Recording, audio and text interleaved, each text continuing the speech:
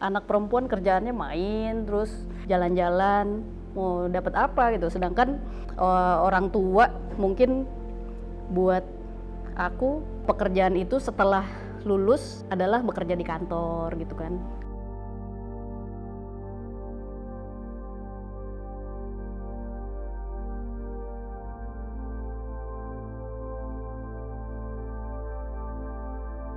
Nama saya Dini Septianingrum, usia saya 38 tahun. Pekerjaan saya apa ya sekarang? Mungkin banyak orang yang mengenal saya sekarang itu adalah sociopreneur kali ya, karena aku sendiri aktif di bidang pelestarian lingkungan, juga banyak mengisi seperti freelance mengajar juga di beberapa kampus, dan juga sedang aktif mencoba aktif menulis ilmiah gitu kan di bidang lingkungan juga. Yang pengen banget aku lanjutin lagi setelah pandemi dan aku juga baru selesaiin studi itu adalah traveling lagi.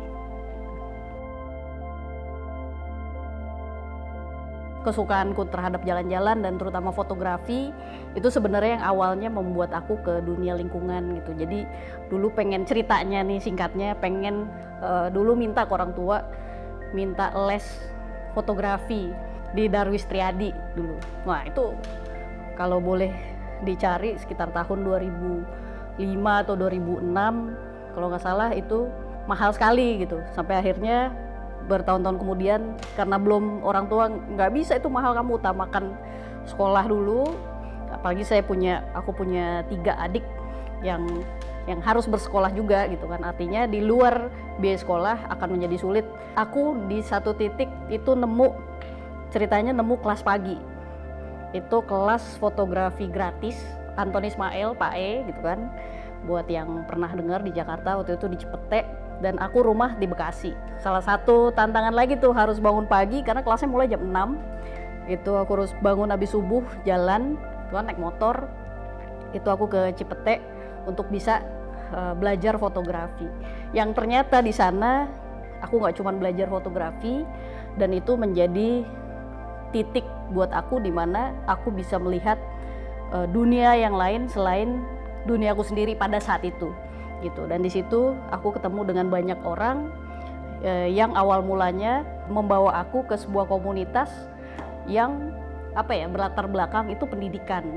Karena perempuan ya, di situ aku tertarik sekali dengan dunia traveling dan fotografi, yang dua-duanya ini membawa aku dengan kecintaan untuk pergi-pergi dong berarti ya kan gitu. Nah di situ orang tua udah bawel tuh gitu kan, ini anak perempuan kerjaannya main, terus jalan-jalan, mau dapat apa gitu. Sedangkan orang tua mungkin ya pekerjaan itu setelah lulus adalah bekerja di kantor gitu kan.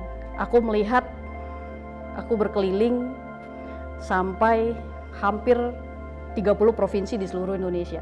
Yang aku sendiri bingung kalau ditanya duitnya dari mana gitu kan.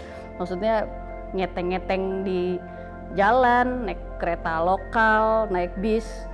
Indonesia ini rupanya punya isu lingkungan yang menarik untuk aku cari tahu, dengan latar belakang yang aku sama sekali bukan dari lingkungan gitu loh. Dari situ aku melihat langsung, setelah aku bisa jalan-jalan kemana-mana, terus pada akhirnya ngelihat sendiri sesimpel masalah sampah waktu itu.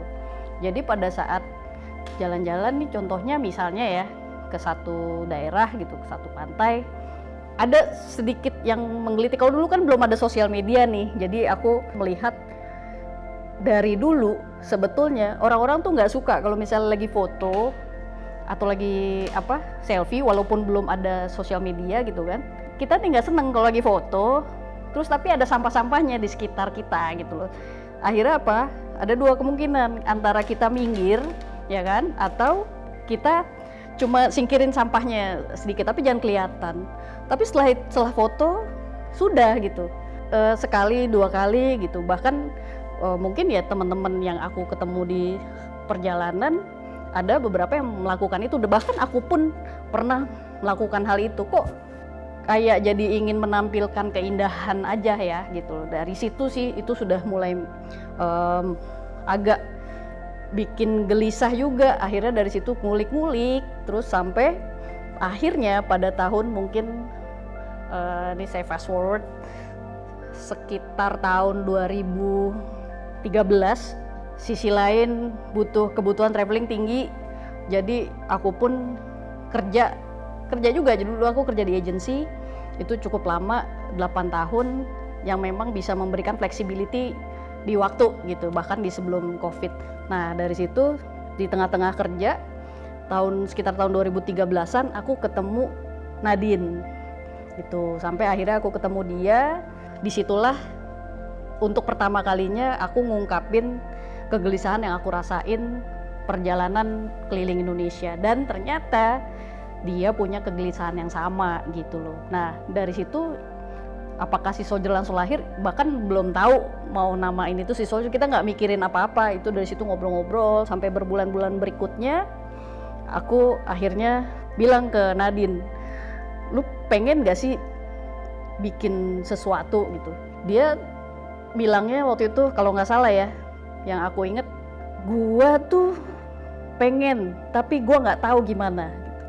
Gua tahu mesti gimana, tapi gua nggak bisa berpikir kayak yang berhubungan sama dunia kreatif lah, kayak harus waktu itu Instagram, bahkan aku pun nggak punya Instagram. Nadine yang nyuruh aku bikin.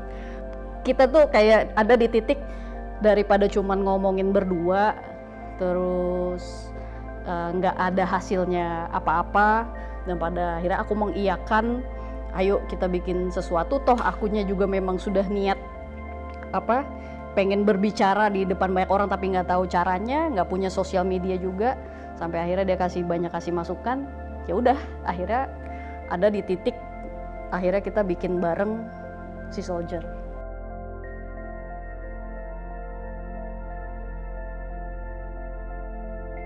Sebenarnya yang gimana ya, sebenarnya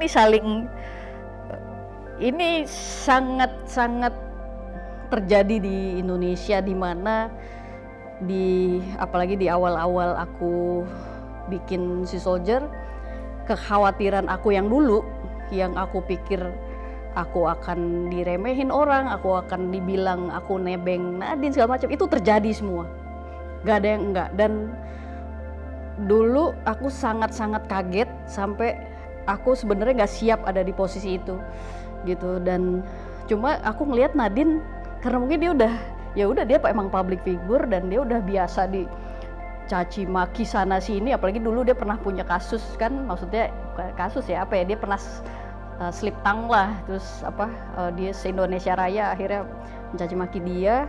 Aku tanya waktu itu, jadi aku melihat dia sebenarnya, jadi aku belajar, ya udah orang dia udah ngerasain, ya udah gue ikutin dia aja gitu. Nah akhirnya aku berusaha untuk nggak baper sih waktu itu. Jadi itu sulit banget, apalagi kalau di Indonesia ini menjadi perempuan yang dalam arti kata speak out gitu kan. Yang paling pertama aku rasain adalah itu sangat diremehkan, apalagi kadang kan aku nggak selalu sama Nadine ya, aku ketemu orang banyak, aku pergi sendiri, entah ke kantor, entah ke pemerintahan, entah ke NGO lain atau siapapun itu. Ketika ngelihat aku, ya aku pernah ada di titik beneran nggak dilihat gitu, ya ngomong pun kayak nggak dianggap gitu. Itu aku rasain dulu waktu di awal-awal, yang dimana waktu itu aku ya lumayan sih sakit banget sih, tapi lama-lama aku belajar dari situ bahwa oh mungkin itu juga bisa jadi masukan buat aku. Akhirnya itu yang bikin aku untuk ya udah emang toh Nadine misalnya nih ya, maksudnya aku melihat Nadine kan karena dia partnerku sendiri. Nadine jalannya menjadi public figure, sedangkan aku jadi lebih menggali apa yang aku suka. Aku suka baca, aku suka nulis. Pada 2019 akhir itu aku memutuskan untuk kuliah lagi dan mengambil jurusan ilmu lingkungan.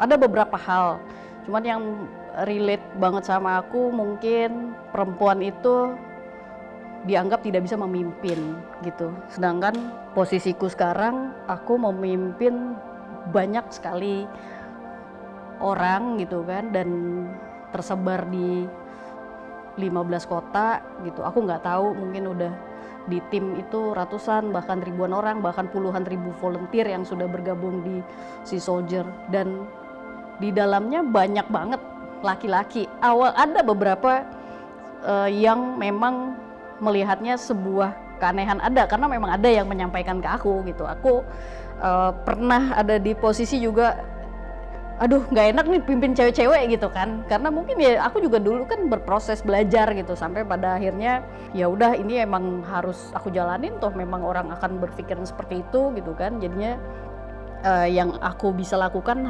hanyalah membuktikan bahwa ya udah, aku pernah bicara di satu forum beberapa tahun lalu juga, di Hari Perempuan Internasional juga, dan masih sama bahwa menurutku aku nggak pernah mempermasalahkan gender.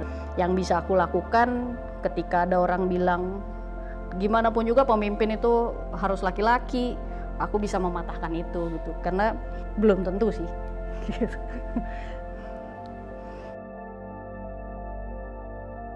Kita ini dilahirkan dengan privilege yang berbeda-beda gitu, dengan segala kelebihan dan kekurangan masing-masing. Maksudnya kita tidak pernah bisa memilih, semua perempuan itu tidak pernah bisa memilih dengan siapa dilahirkan dan di mana dia dilahirkan.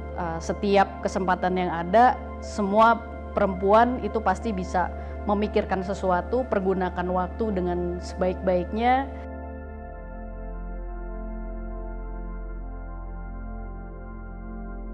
Menjadi manusia artinya harus menerima.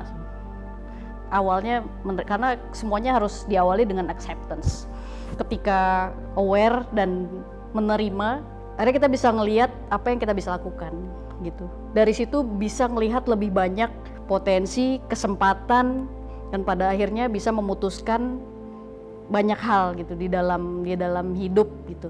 Itu dulu aja. Jadi balik lagi sih, menurutku pondasi jadi manusia adalah menerima.